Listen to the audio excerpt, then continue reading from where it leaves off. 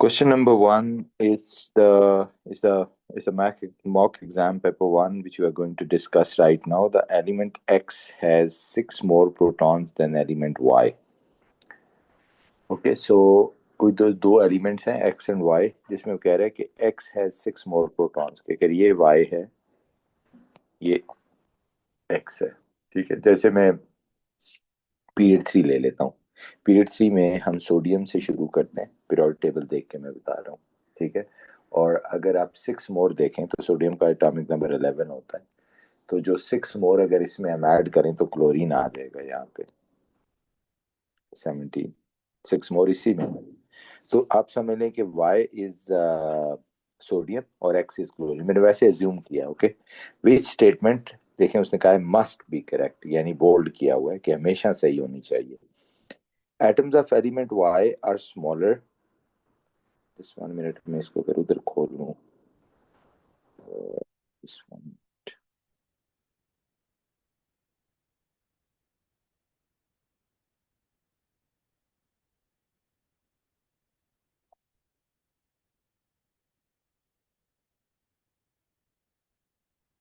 ये मैंने कहा है कि सोडियम और क्लोरीन दोनों में सिक्स प्रोटॉन नंबर का डिफरेंस है. ऐसी स्टेटमेंट हमें ढूंढनी है जो हमेशा करेक्ट हो.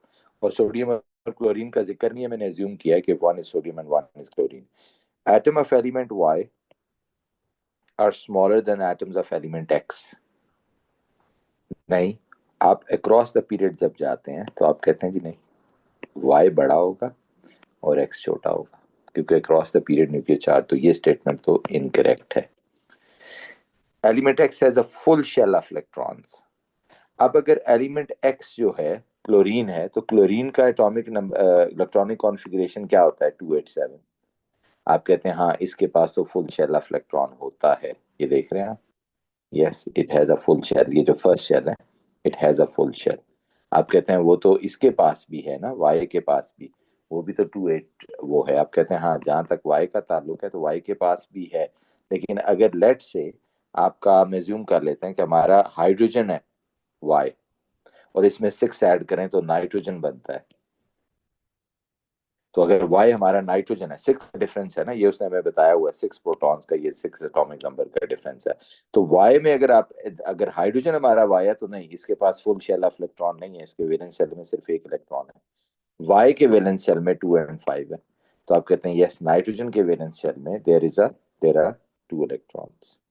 Okay, so it has a full shell of electrons. So मैं कहना ये चाह रहा हूँ कि एक्स कोई भी एलिमेंट आप लेंगे, six proton number more than this, तो उसमें yes, it has a full shell of electrons, यानी उसका पहला शेल जरूर होगा और वो फुल शेल होगा with electrons. Okay, is it clear? That's why the option was B for this.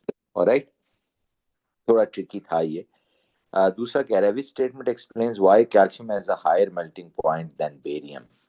Right, calcium और बेरियम का वो, ये तो सिंपल था. कैल्शियम का हायर मेल्टिंग पॉइंट क्यों है? ओके, आप कहते हैं जी अगर आप देखें, higher melting point than barium, ये कैल्शियम है, बेरिलियम है, मैग्नीशियम है, कैल्शियम है, स्ट्रोंटियम है, बेरियम है, रेडियम है. पहला तो आपको ये देख स्पॉट करना है कि इनका डिफरेंस क्या है. आप कहते हैं ये देखें, ये बेरियम है और ये कैल्शियम है. तो कहते हैं क्या calcium ions are smaller than barium cations? Yes, down the group cationic radius आपको पता है इंक्रीज करता है. हम कहते हैं यस, कैल्शियम स्मॉलर है. And have a stronger attraction to the delocalized electron. Yes, they have a stronger attraction to the delocalized electrons, क्योंकि जितना वो छोटा होता है साइज, उसकी चार्ज डेंसिटी ज्यादा होती है, तो उतना ज्यादा स्ट्रॉन्गर इलेक्ट्रॉन्स के बीच अट्रैक्शन होती है.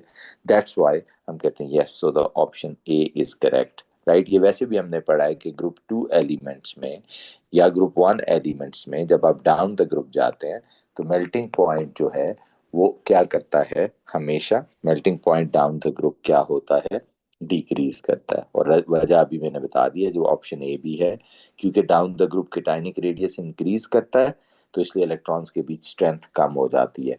जब केटाइनिक रेडियस छोटा होता है, उसकी वजह से stronger attraction of delocalised electrons होती है. That's why option A is the correct. Okay, next. और आपको पता है स्ट्रेंथ जो होती है वो हमेशा इसी पे डिपेंड करती है कि कितने इलेक्ट्रॉन्स, कितनी स्ट्रेंथ ऑफ मेटेलिक बॉन्ड है. Okay, next. Question number 3. Question number 3 says, 3 statements about the potassium and chlorine and their ions are listed. Potassium, chlorine and their ions are listed. एक potassium है, chlorine है और एक उसका ion है. Okay, कह रहे जी के atomic radius of potassium atom is greater. क्या पोटासियम एटम का ग्रेटर है atomic radius than atomic radius of chlorine? Yes, across the period जब आप जाते हैं तो आप कहते हैं रेडियस छोटा होता है. ये पोटासियम है, ये क्लोरीन है. That's a correct statement. First ionisation potassium is greater than first and no. Ionisation energy आपको पता है क्रॉस द पीरियड इंक्रीज करती है क्योंकि न्यूक्लियर चार्ज ज्यादा होता है, रेडियस कम होता है, शील्डिंग कांस्टेंट रहती है. So that's a wrong statement. Potassium की ग्रेटर नहीं हो सकती. Ionic radius of potassium ion is greater then ionic radius of chloride ion. नहीं, पोटेशियम आयन पॉजिटिव होता है, क्लोराइड आयन नेगेटिव होता है. पॉजिटिव आयन हमेशा छोटे हो जाते हैं अपने साइज में क्योंकि प्रोटॉन ज्यादा हो जाते हैं उनके. जो दूसरे हैं, जो नेगेटिव आयन है, वो साइज में बड़े हो जाते हैं बिकॉज दे स्प्रेड अपार्ट. तो ये भी स्टेटमेंट सही नहीं है. So the only right statement is 1. Okay, so potassium ion जो है वो बड़ा छोटा होगा because cations are always smaller.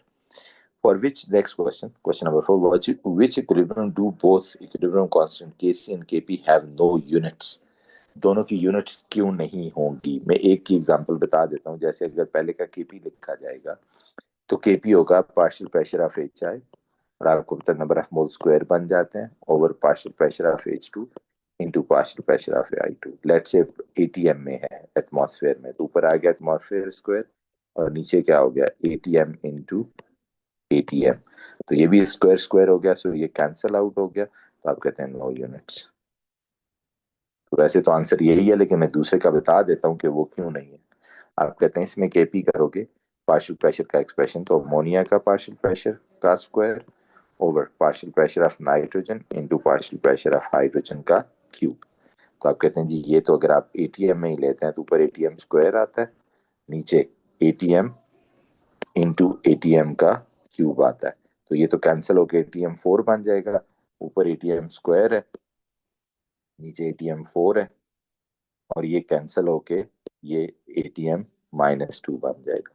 Okay, this is the Kp का यूनिट. सो इसी तरह सब में निकालेंगे तो आप कहें जी हर एक में यूनिट आएगा except option A where there is no unit because they cancel out each other. Okay, क्योंकि डेल्टा एन जीरो है. नंबर ऑफ मोल्स आपको पता है ना, जब डेल्टा एन जीरो है नंबर ऑफ मोल्स जो है वो नहीं इफेक्ट कर रहे होते. Okay, next question number 5. Look at the question number 5. Question number 5 says that the calcium carbide reacts with water as shown. The data below equation shows in kilojoule per mole. Standard enthalpy change of formation of compounds are involved. Right? ये आपके पास है. What is the enthalpy change for this reaction? वो कह रहा है इस reaction की delta H बताइए. Right? And what is the enthalpy change for this reaction? Data shown. अब इसमें आपके पास फॉर्मेशन का डेटा ऑलरेडी दिया हुआ है. आपने इसको बच्चे बताना है कि क्या बनेगा. Okay, so what you have to do. अब आप कहते हैं जी कि अगर इसमें आप चाहें तो साइकिल भी बना सकते हैं, CaC2 प्लस H2O. साइकिल के बगैर भी हो सकता है, दोनों तरीके आपको सिखाए हुए हैं. And C2H2. तो आप कहते हैं ये डेटा क्या है? ये data standard enthalpy change of formation दी हुई है. तो आप कहते हैं जी फॉर्मेशन ऑफ कैल्शियम कार्बाइड जो है वो Ca प्लस C से मिलके जो कार्बाइड बना है कैल्शियम कार्बाइड, इसकी वैल्यू कितनी है? -60. That's fine. फिर कहता है जी फॉर्मेशन ऑफ वाटर, तो H2 प्लस O2 क्या बनाता है? H2O बैलेंस में खुद नहीं कर रहा, -286. ओके, सो इसके अलावा what is the formation of CaO? Ca भी है और O भी है and this is the formation of CaO and that is -635. okay, और फिर क्या है? that is formation of C2 and H2. C भी है और H2 भी है. ये देखिए ये that gives you +228. अब आप कहते हैं जी आपको ये वाली डेल्टा एच फाइंड करनी है, ये वाली. तो बेसिकली आप देखिएगा मैं इसको हाईलाइट कर रहा हूँ, हमें इधर से इधर जाना है ना बच्चों. तो हमें इसका मतलब है अगर आप पाथ ऑल्टरनेट करते हैं तो यूं वैल्यू चाहिए हमें ये वाली. तो आप कहते हैं इसका मतलब है इन अदर वर्ड्स हमें पॉइंट A से B की चाहिए और फिर B से C की चाहिए ये. तो आप कहते हैं जी ये तो है हमारे पास वैल्यूज, लेकिन इनको रिवर्स करना पड़ेगा। इनको क्या करना पड़ेगा, ये तो देखिए इसको रिवर्स करना पड़ेगा, ये और ये दो वैल्यूज रिवर्स करनी पड़ेंगी, ये दोनों एज इट इज है। और -60 को क्या लिख देंगे, +60। ओके, और so delta H will be equal to what, delta H is equal to +60 plus इसको भी रिवर्स करना होगा, -286 को +286 प्लस -635 एज इट इज होगा, और +228 एज इट इज होगा। राइट, सो इस सारे को जब मैंने ऐड अप किया तो कैलकुलेटर में वैल्यू डालने, इट कम्स -61 किलो जूल। जी यही आया ना, -61। ये जी साइकिल बना के सही समझ आती है कि हमने इन दो को क्यों रिवर्स किया है। क्योंकि बेसिकली हमें इधर से इधर जाना था, इसलिए हमने, जो तो ऑलरेडी इस डायरेक्शन में थी ये दोनों, हमने उनको तो चेंज नहीं किया, लेकिन क्योंकि ये दोनों इस डायरेक्शन में नहीं थी, ये वाली, इसलिए हमने इनकी वैल्यू को बदला है। लेकिन वैसे भी मैंने आपको दूसरा तरीका भी सिखाया है कि अगर आप साइकिल ना बनाना चाहें तो आपने जैसे इसकी डेल्टा एच निकालनी है, तो ये डेटा किसका है, ये फॉर्मेशन का डेटा है। तो फॉर्मेशन के डेटा में प्रोडक्ट तो एज इट इज रहने देते होते हैं, और जो चीज रिएक्टेंट साइड पे उसका साइन बदल लेते हैं। तो +60 और +286, बस बाकियों को ऐड कर दो, दिस प्लस -635 +228, तब भी आ सकता है। तो अगर आप ना साइकिल बनाते तो क्या सिखाया हुआ है कि जो फॉर्मेशन का डेटा है उसमें क्योंकि फॉर्म हो रही होती हैं चीजें, तो अगर वो टारगेट इक्वेशन में रिएक्टेंट साइड पे है तो आप उसके साइन को इन्वर्स कर दीजिए। Okay, this what I told you. Right, next कह रहे क्वेश्चन नंबर 6 पे आइए जी। Question number 6 is in a sodium chloride lattice, the number of chloride ions that surround each sodium ion is called the coordination number of sodium ions. Okay, what are the coordination number of sodium ion and chloride and sodium chloride? ये मैं आपको kind of रटा है कि जितनी भी cubic lattice होती है उसमें 6 आयंस सराउंडेड बाय 6 आयंस होते हैं। यानी ये होता है ना हमारे पास में, ये जो क्यूबिक लैटिस होती है उसमें Na पॉजिटिव Cl नेगेटिव किससे सराउंड होते हैं, ये Na पॉजिटिव है Cl नेगेटिव है, Na पॉजिटिव है Cl नेगेटिव है, इस तरह। तो every ion is surrounded by 6। सो ये काइंड ऑफ रट्टा है, 6 6 आपको याद रखना है जब भी क्या स्ट्रक्चर होता है, क्यूबिक स्ट्रक्चर होता है।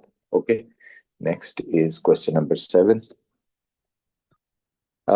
Histidine is an amino acid, so what are the approximate bond angles 1 2 and 3? देखो बॉन्ड एंगल्स के लिए आपको ये नहीं देखना होता ये दिखता किस तरह है, आपको देखना होता है कितने बॉन्ड पेयर कितने लोन पेयर हैं। तो आप कहते हैं ये एक बॉन्ड पेयर, ये एक lone pair, a bond pair, sorry, or double bond is considered as a one bond pair as per this theory. तो 3 bond pairs around the central atom है तो trigonal planar 120 हो जाएगा। कार्बन में कोई lone pair नहीं होता। Okay, number 2 में नाइट्रोजन में लोन पेयर भी होता है। तो अगर आप नाइट्रोजन को देखें तो आप कहते हैं इसमें जी लोन पेयर भी है। सो 3 बॉन्ड एंड 1 लोन है, 3 बॉन्ड 1 लोन के साथ 107 बनता है। और अगर आप 3 में देखें तो चारों बॉन्ड पेयर है, 1 2 3 4, तो वो बनता है 109.5। राइट, सो 120 109.7। सो आपको बताना है अप्रोक्सीमेट बॉन्ड एंगल्स। तो क्या हो गया, 1 कितना है, 120 है, तो 120 किस में है, बी में है और सी में और डी में। और 2 कितना है, 107 इधर है, और 109.5 तो इधर है। So it's option B. Clear? Question number 8। The contact process takes place at a pressure between 100,000 Pascal and 200,000 Pascal. The catalyst is used. The statement is correct. Contact process, for the sake of reminder, मैं लिख देता हूँ 2SO2 plus O2 gives us 2SO3. Here is the contact process, बच्चों. Okay. कहता है which statement is correct? आपको बताना है कौन सी स्टेटमेंट करेक्ट है। V2O5 is the catalyst used to increase the equilibrium yield of the reaction. आप कहते हैं जी नहीं, कैटलिस्ट इक्विलिब्रियम यील्ड नहीं इंक्रीज कर सकता, कैटलिस्ट रेट को इंक्रीज करता है। The change in pressure has no effect on the position of equilibrium, will have effect, क्योंकि इधर 2 मोल्स हैं और गैसेस के, और इधर 3 मोल्स हैं। जब अनइक्वल मोल्स होते हैं तो yes pressure does have effect. ठीक है, the equilibrium yield of reaction is very high under the conditions used, yes, क्योंकि प्रेशर बहुत हाई है। और जब प्रेशर हाई होगा तो उस तरफ इक्विलिब्रियम शिफ्ट होता है जिधर कम मोल्स होते हैं, तो इधर कम मोल्स हैं, तो जितना प्रेशर हाई होगा इक्विलिब्रियम आगे ही आ जाएगा। ठीक है, और जितना इक्विलिब्रियम आगे जाएगा उतनी यील्ड ऑफ ये ज्यादा होती जाएगी, राइट। सो हाई प्रेशर जो है that gives the better yield of this, so this is option C is the correct. ठीक है, iron catalyst is used to increase the rate, no iron नहीं है अभी, जैसे आपको पता है इसमें V2O5 कैटलिस्ट होता है, that's why option D is incorrect. Okay, now come to the question number 9. Question number 9. The bromine reacts with aqueous sodium hydroxide at 25 degree. NaOBr is formed unstable at 25 and reacts further to give this. Which reactions are disproportionations? इसमें से कौन disproportionation है? Simple बात है कि आपने oxidation states assign करनी है और फिर देखना है कि कौन है जिसमें ऑक्सीडेशन और रिडक्शन दोनों हो रही हो एक ही सब्सटेंस की। डिसप्रोपोर्शन कहते हैं जब उसी की ऑक्सीडेशन और किसी की रिडक्शन होगी।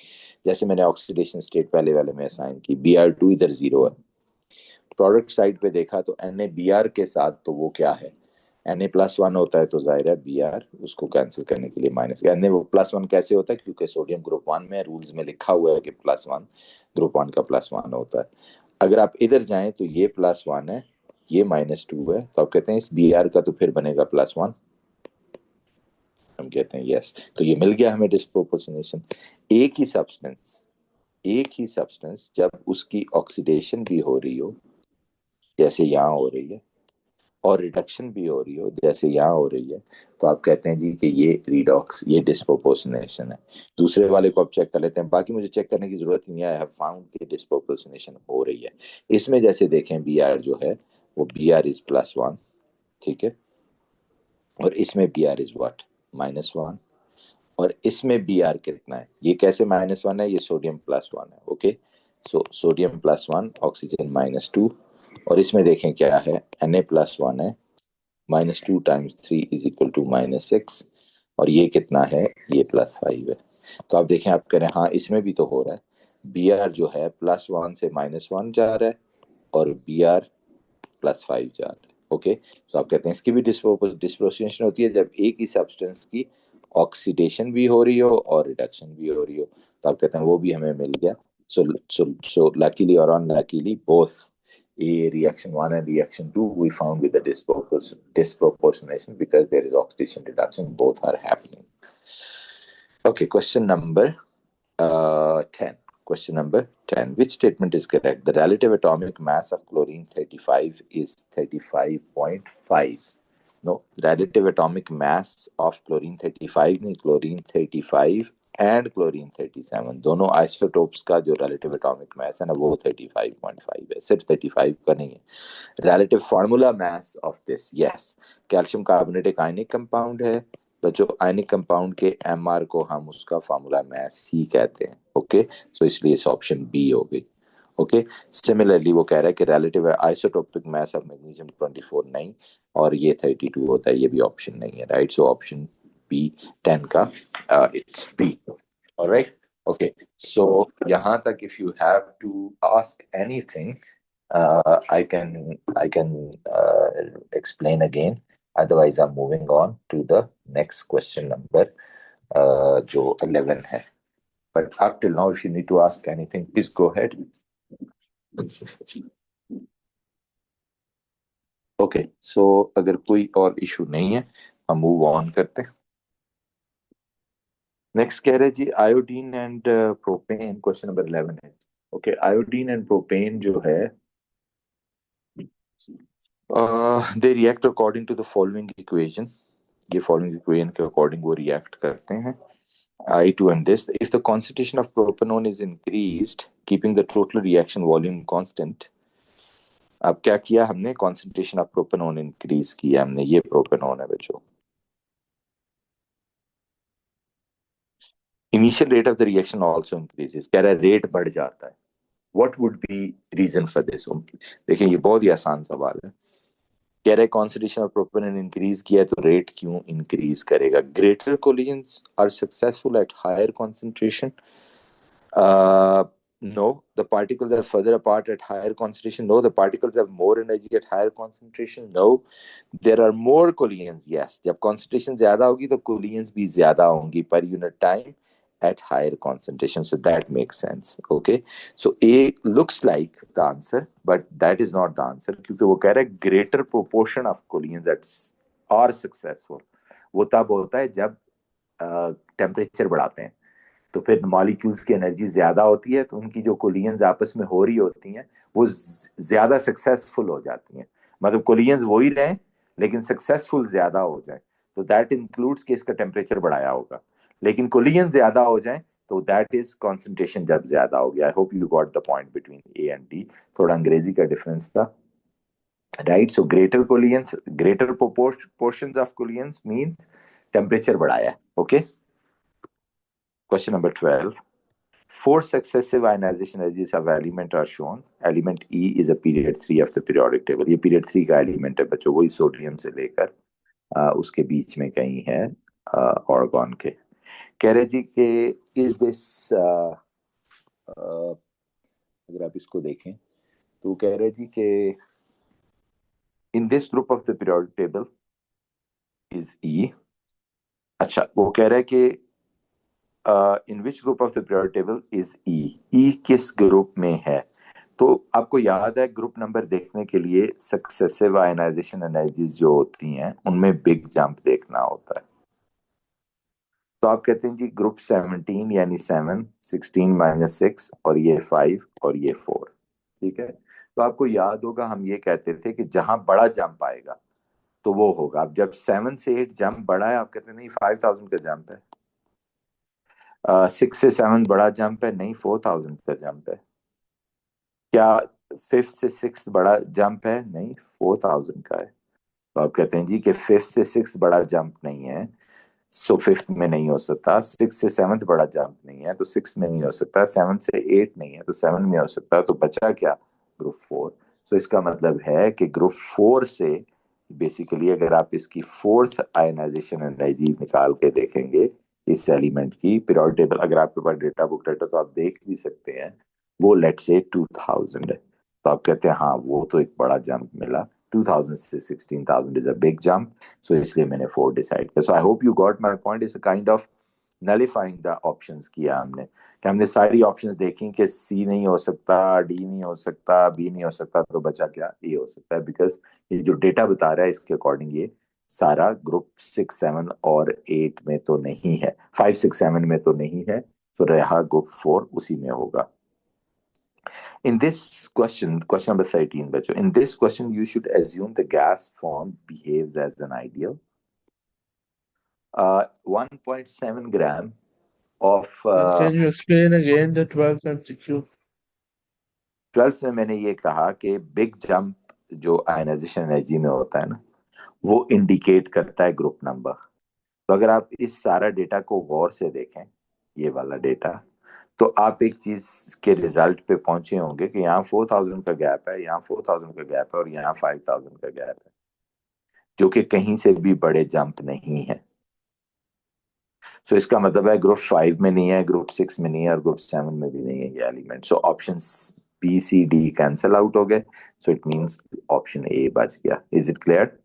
क्योंकि और अगर ये ग्रुप 5, ग्रुप 6, ग्रुप 7 में होता तो बड़ा जंप लेकिन होता सर है। देखे ना, ग्रुप 7 और ग्रुप 8 में 5000 का जंप है, लेकिन तो वो बाकी से तो बड़ा है। नो, बड़ा जंप नहीं है। Still 4000 to 5000 not a big jump. जो मैंने अभी मिसाल दी है, for the big jump to happen it should be something categorical difference होना चाहिए। 4000 to 5000 is not a big difference. Okay, okay. समझ आएगी बात। वो कहते हैं जी एक क्वेश्चन 13 में